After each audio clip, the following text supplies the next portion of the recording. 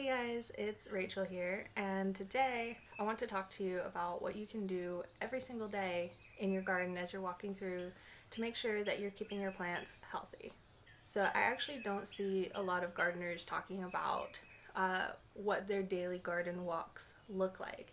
And I understand that that's not as exciting as things like planting your garden, starting seeds, things like that. And those things are important. It's important to know how to do them because they are big things that you do in your garden. But I think that it's also important to talk about the little things that you do in your garden every single day that help maintain the health of the garden. And especially for you new gardeners out there, this might be something that doesn't necessarily come to you intuitively. So I wanted to break down and take the time to show you the mundane things that I do every day as I'm walking through my garden, what I'm looking for, so that you can know what you should be looking for as you walk through your garden. So let's go take a look and see what we can see in the garden today. So one of the first things that I do every day is I touch the leaves of pretty much everything in my garden. And it might seem like, oh, I'm just touching my plants because I love them, and yes, that is part of it, but I'm also checking for the crispness of the leaves. I'm checking to feel if they feel like healthy leaves. And you can get a feel for this by doing this every single day. And you'll soon be able to tell, oh, is the leaf feeling bumpy today? Is it feeling a little wilty today? So I just go through and I touch on all the leaves in my garden, checking for this. And this is a really easy way to check if your plants are getting a little dehydrated before you even start touching the soil. And something to remember is if you're checking your plants in the middle of the day, especially if it's a hot day, they will almost always feel a little wilty, and that's okay. Basically, what's happening is the plant is protecting itself from the heat of the day. So try not to feel tempted to water your plants in the middle of the day if they're feeling a little wilty. Check again early in the morning or in the evening when it's a little cooler, and if the plants are still feeling wilty then you can go ahead and say, okay, yeah, maybe they need a little water or maybe something else is going on. The next thing I'm looking for is bug damage. You can see a little bit of bug damage on this leaf. You can see a lot more on this leaf. And basically what I'm doing is I'm looking at this damage and I'm trying to figure out what might be causing it. So sometimes I'll look up under the leaves and I'll try and see if I can actually see the culprit. And if I can't, I will go ahead and spray down with neem oil in the evening.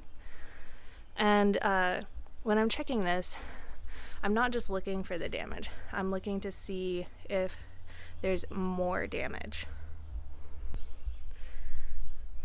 And trying to decide if there's more or less damage than before can be kind of tricky, especially if the bugs have gotten to some of the smaller, newer leaves. As those leaves grow, the holes don't fill in themselves. You know, plants don't necessarily heal their leaves the way we heal cuts in our skin.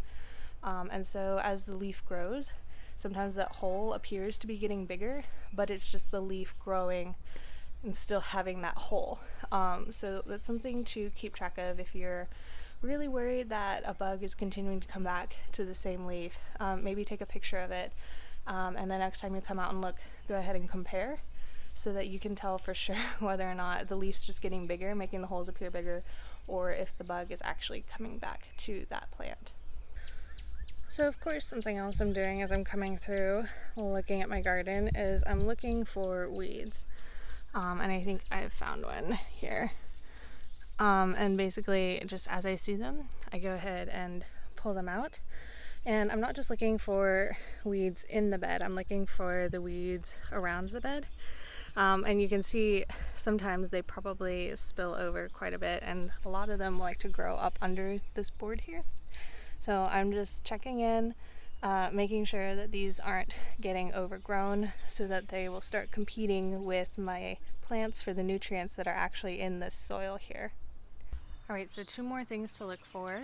Number one is, of course, the big one that everybody knows to check is the dampness of the soil. But what you may not know is the proper way to check the dampness of the soil. And it doesn't sound like there's a right way and a wrong way to do it, but it turns out that there is.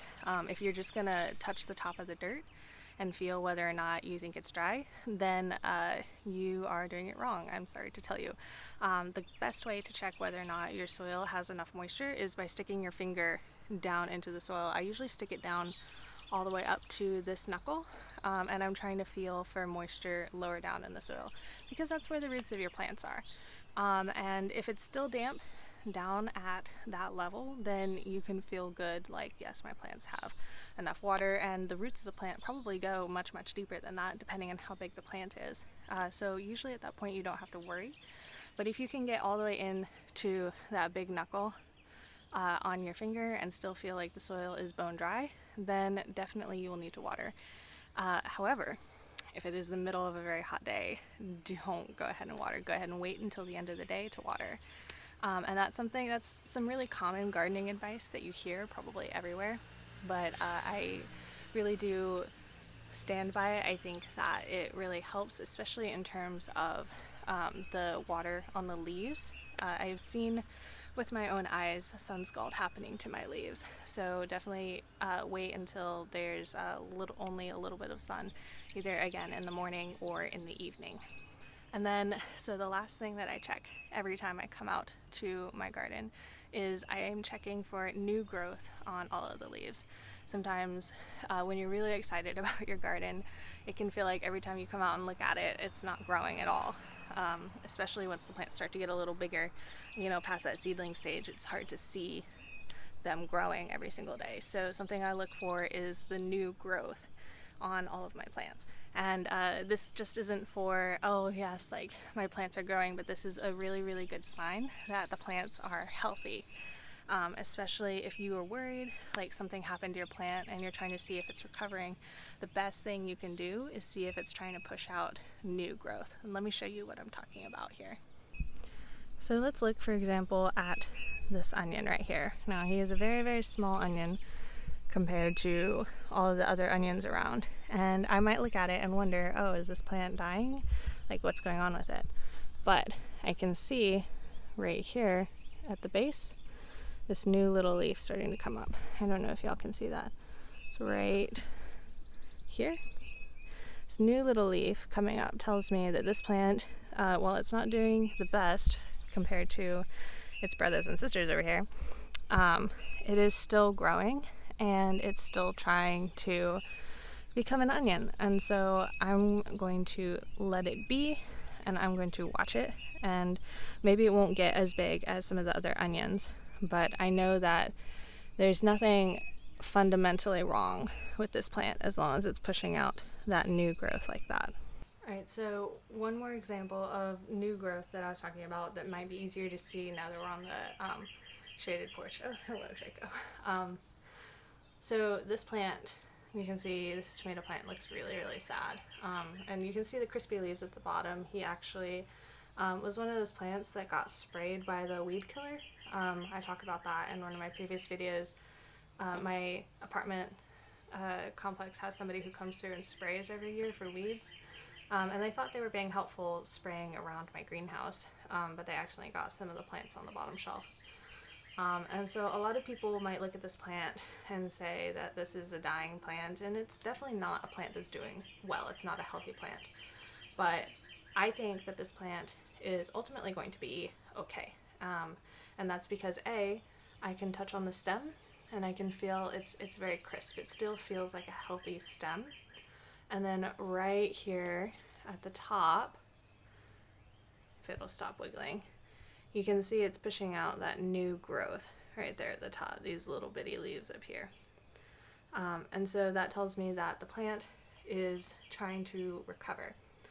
So something like this, I actually have a lot of extra of this particular type of tomato, but I'm going to continue caring for this one anyway, and see if I can bring it back and maybe show you guys in a later video its recovery.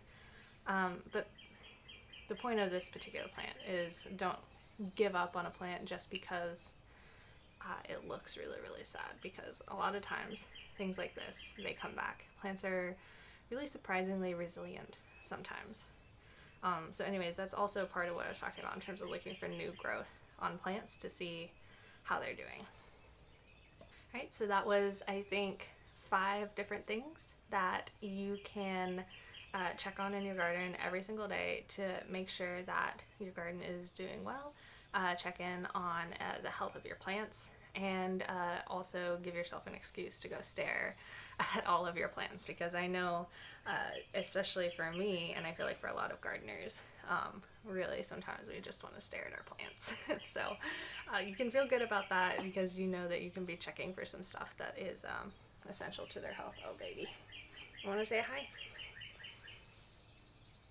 Draco's saying hi. Alrighty, so that is all I have for you guys today. I hope you have a lovely day looking at your plants. And until next time, I say happy gardening. Draco knows he's the star of these videos. He's the reason you're really here, right? You know that, don't you?